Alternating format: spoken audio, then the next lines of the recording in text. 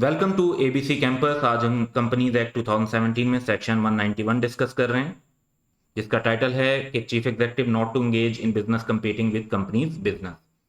तो ये restriction apply होती है in case of public company. तो सबसे पहले आपने ये केयरफुल रहना है कि अगर किसी एग्जाम क्वेश्चन को आप सॉल्व कर रहे हैं या प्रैक्टिकल सिनेरियो में देख रहे हैं तो प्राइवेट कंपनी की सूरत में ये रूल अप्लाई नहीं होगा, ये सिर्फ पब्लिक कंपनी की सूरत में रूल अप्लाई होगा। A chief executive is prohibited to engage directly और इनडायरेक्टली। इनडायरेक्टली का मतलब होता है कि जब उस बिजनेस में चीफ एग्जीक्यूटिव के स्पाउस, वाइफ या हस्बैंड या माइनर चिल्ड्रन, कोई एक माइनर चिल्ड्रन इन्वॉल्व हो इन अ बिजनेस विच कंपीट्स।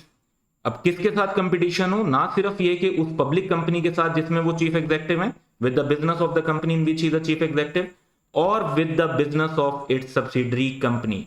तो लेट से हम एक कॉन्सेप्ट ले लेते हैं कि एक कंपनी है पी या एच,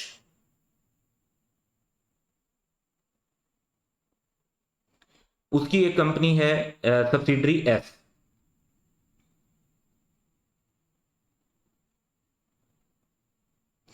तो चीफ एग्जीक्यूटिव जो हैं एच कंपनी के, ना वो कोई ऐसा बिजनेस कर सकते हैं जो एच कंपनी के साथ कंपटीशन में हो, ना वो कोई ऐसा बिजनेस कर सकते हैं जो एस कंपनी के साथ कंपटीशन में।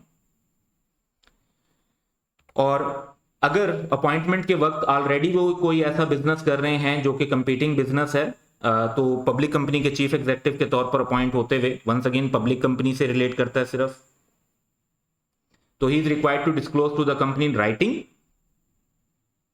The nature of such business and his interest therein, कि वो कौन सा बिजनेस है जिसके अंदर वो इन्वॉल्व हैं और फिर उसमें उनका इंटरेस्ट क्या है, क्या वो उनकी शेयर होल्डिंग है, पार्टनरशिप है, सोल प्रोप्राइटरशिप है, स्पाउस का बिजनेस है, उनका पर्सनल बिजनेस है, माइनर चिल्ड्रन का बिजनेस है, किसका बिजनेस है।